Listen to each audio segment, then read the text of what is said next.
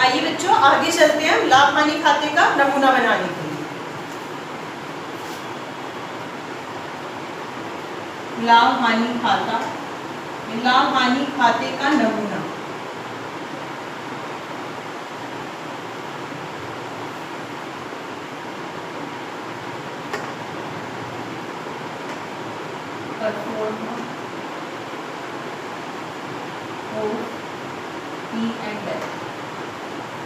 जिसे बोलते हैं प्रॉफिट एंड लॉस अकाउंट। ये भी ऐसे बनेगा, पर्टिकुलर अमाउंट, फिर पर्टिकुलर, ये दो साइड्स होती है इसमें, डेबिट और क्रेडिट की सभी में।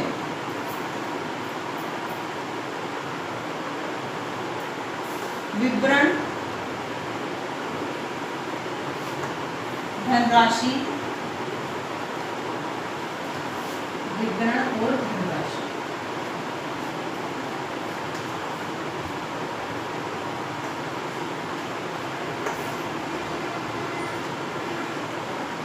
देखिए बेटा इसमें जो शुरुआत होती है, जो शकल लाभ है उसे यहां पर लिखते हैं शकल लाभ,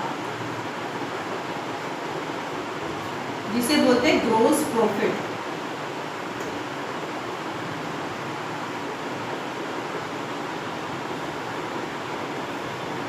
उसके बाद स्टेशनरी, जितने सारे ऑफिशियल खर्चे हैं वो सारे हमारे P&L अकाउंट में आते हैं।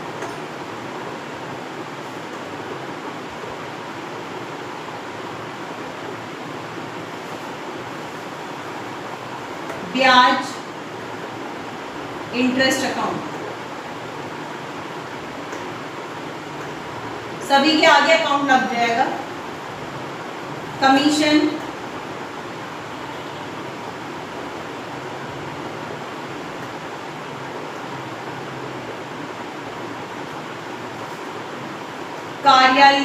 कार्यालय का बिजली व्यय।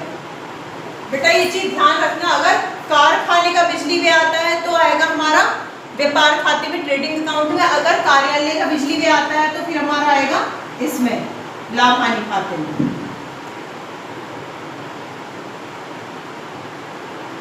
इलेक्ट्रिसिटी,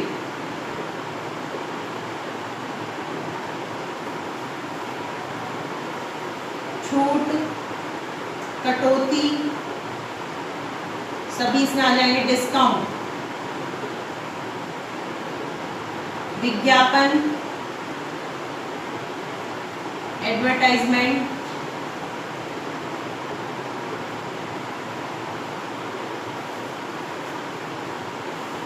वेतन। देखो बेटा अगर वेतन और मजदूरी इस तरीके से आता है तो हमारा आएगा प्रॉफिट एंड लॉस अकाउंट में। अगर ट्रेडिंग अकाउंट में मजदूरी पहले आती है और वेतन बाद में आता है तो वो आएगा हमारा trading account. Salary and wages, ठीक है। किराया व कर,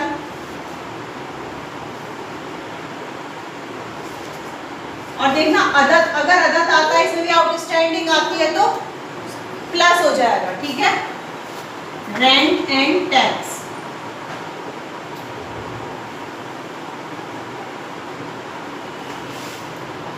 छपाई व्यय, प्रिंटिंग एक्सपेंसेस,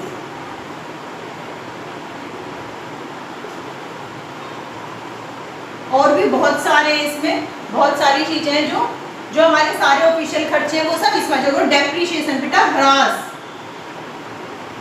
डेप्रीशिएशन, ह्रास तभी लिखा जाएगा जब हमें किसी पर दे रखा हो।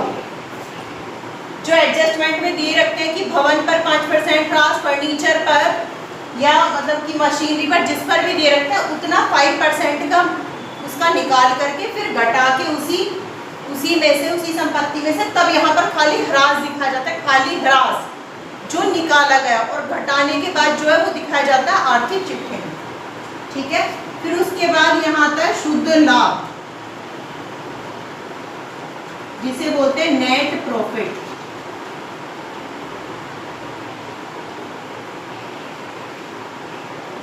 बेटा ये मेरा थोड़ा ही गलत हो गया, शकल लाभ जो है ग्रोस प्रॉफिट इधर की तरफ इधर आती है शकल हानि, शकल हानि, इसके लिए सॉरी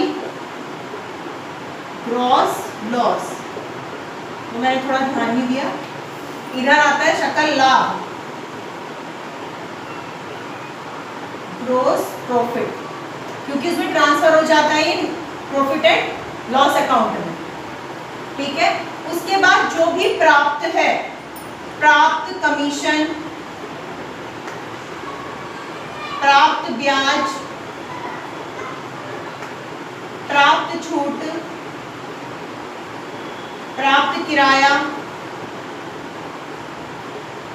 प्राप्त वेतन एटसेट्रा, जो भी रिसीव्ड में है या क्रेडिट साइड जिसकी अमाउंट डाली हुई है वो सब इधर क्रेडिट में ही आएगा।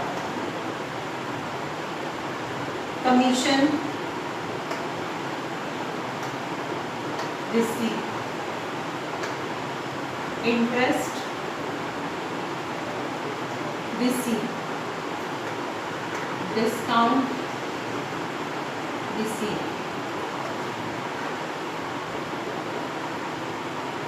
Rent receive, salary receive.